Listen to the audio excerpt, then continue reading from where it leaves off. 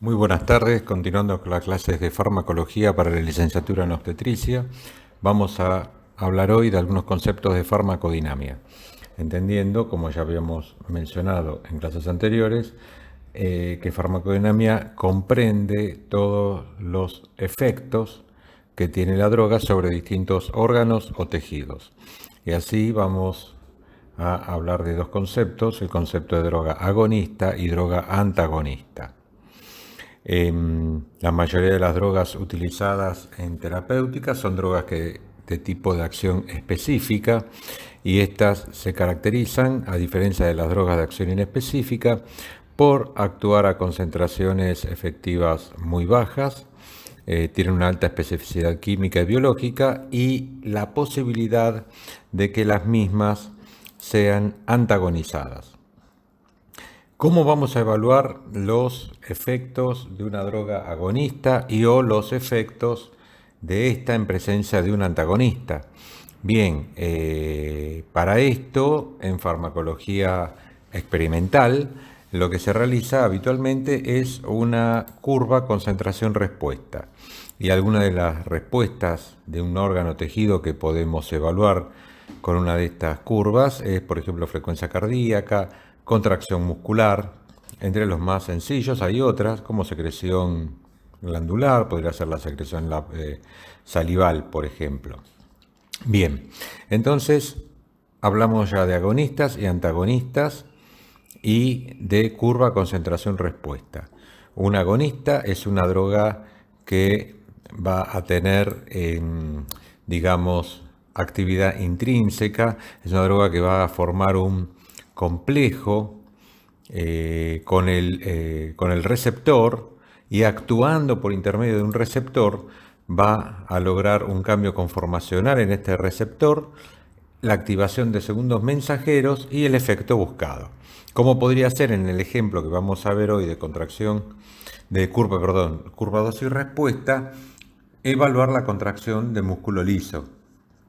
Bien, una droga antagonista, a diferencia del agonista, es una droga que también posee afinidad por el receptor, pero no posee actividad intrínseca. Lo que hace el antagonista es competir con el agonista por la formación del complejo droga-receptor. Entonces el antagonista va a bloquear la acción de ese agonista.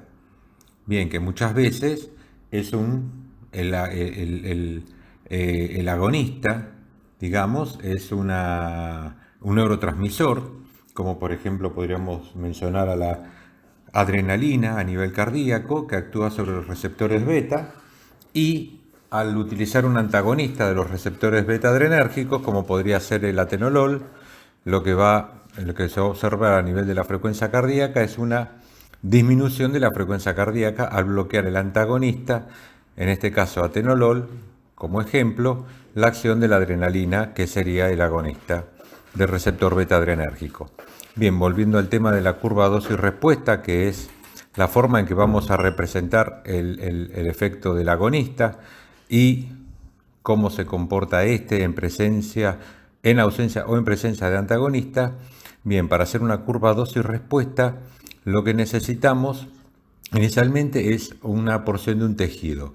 Por ejemplo, podría ser un anillo de una arteria o de una vena para evaluar la contracción del músculo liso frente al agonista. Y entonces se coloca en una solución nutricia al tejido en cuestión, se lo incuba durante un periodo de tiempo y luego se realiza la curva concentración-respuesta al agonista.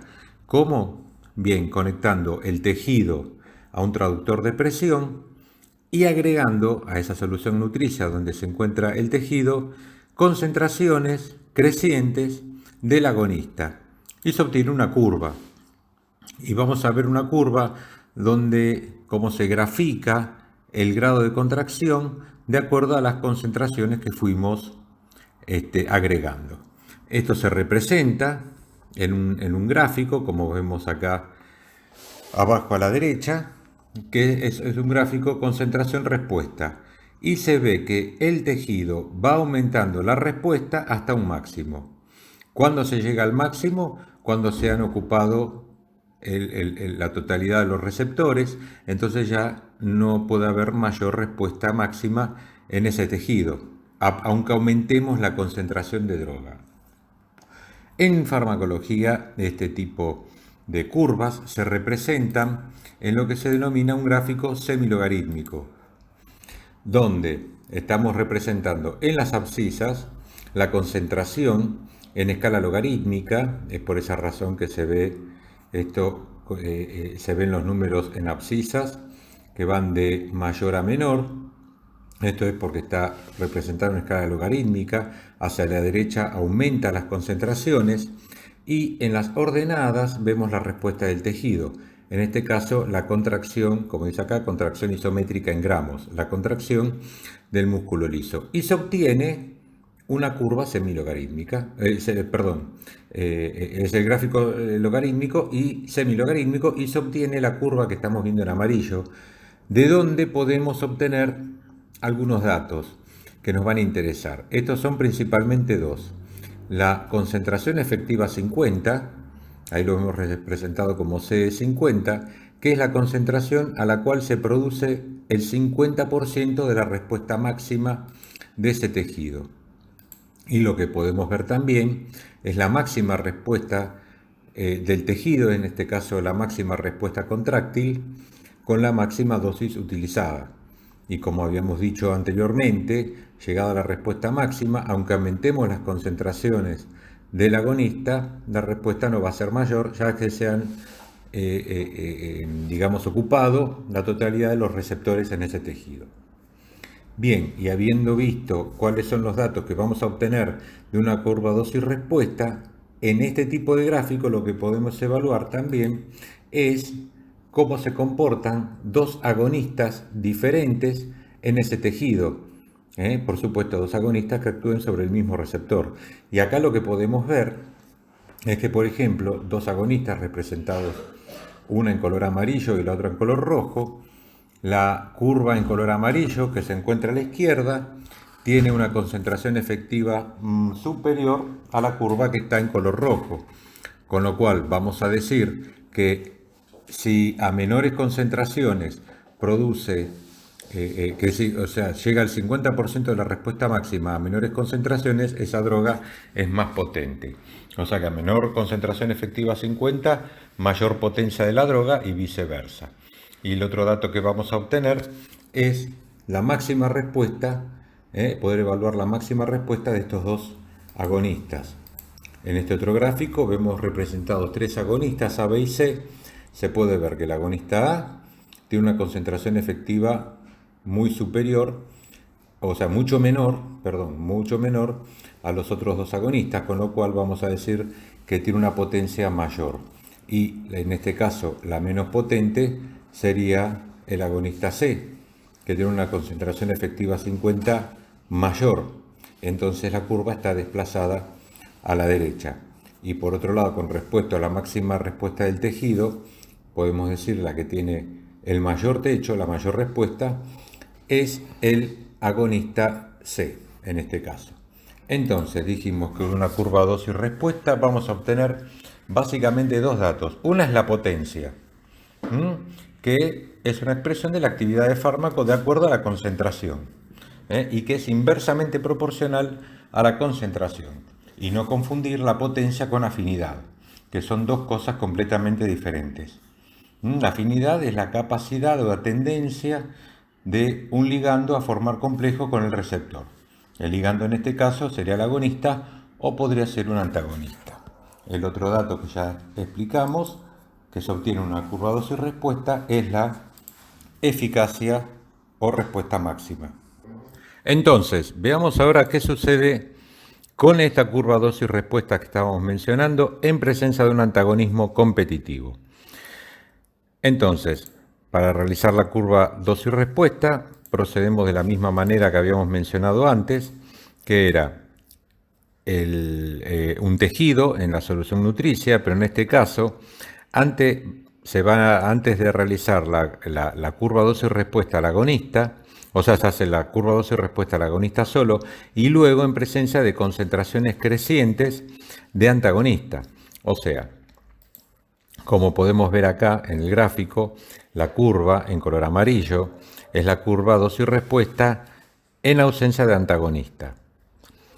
Lo que se va a hacer luego es volver a realizar la misma curva dosis respuesta con las mismas dosis o concentraciones del agonista, pero en presencia de una concentración X, en este caso representada, como ven en la parte superior de la curva en color rojo, con el número 1. Y luego la misma curva nuevamente, pero en presencia, como ven en la curva coloreada en celeste, de una concentración mayor del antagonista. Y lo que podemos ver es que al realizar la curva en presencia de concentraciones crecientes del antagonista, la misma se desplaza a la derecha. O sea, ¿qué sucede con la potencia del agonista en presencia del antagonista competitivo? Disminuye aumenta la concentración efectiva 50 necesaria, entonces disminuye la potencia del agonista en presencia del antagonista competitivo. La respuesta máxima del tejido sigue siendo la misma en presencia de concentraciones mayores del antagonista. Bien, porque como bien lo dice su nombre, en este caso el antagonista, al ser competitivo, está compitiendo con el agonista por la formación, por la unión al receptor. Entonces, al tener mayor concentración de antagonista, yo requiero una mayor concentración de agonista para lograr el efecto máximo. Requiero una mayor concentración del agonista, con lo cual disminuye la potencia del agonista. Y la respuesta máxima del tejido es la misma, ya que finalmente en mayores concentraciones de agonista logro ocupar los receptores y llegar al mismo efecto máximo. ¿Qué sucedería con el gráfico dosis-respuesta, pero en presencia de un antagonista no competitivo? ¿Cómo podemos? Bueno, el mecanismo, la forma de realizar el experimento es igual, pero en este caso, al utilizar un antagonista no competitivo, vamos a ver que la curva, al realizarla en presencia de concentraciones crecientes del antagonista, inicialmente se comporta igual que un antagonismo competitivo. La curva del agonista se desplaza hacia la derecha, disminuye la potencia, se requiere una mayor concentración efectiva, una mayor concentración. La respuesta máxima inicial es la misma, se llega al 100% de la respuesta máxima, pero luego vemos que la máxima respuesta del tejido alcanzada va a ser menor en presencia del antagonista no competitivo. Y esto es por el tipo de unión al receptor que tiene ese antagonista no competitivo, que no va a permitir que en mayores concentraciones del agonista pueda ser desplazado. Entonces, ese antagonista no competitivo tiene una mayor afinidad por el receptor y no va a permitir que el agonista forme el complejo ligando-receptor. Entonces la curva se desplaza hacia la derecha, disminuye la potencia del agonista y a su vez, en presencia del antagonista no competitivo, también disminuye la respuesta máxima. Bien, habiendo llegado a este punto, vamos a dar por finalizada esta primera clase de farmacodinamia y les agradezco mucho por su atención.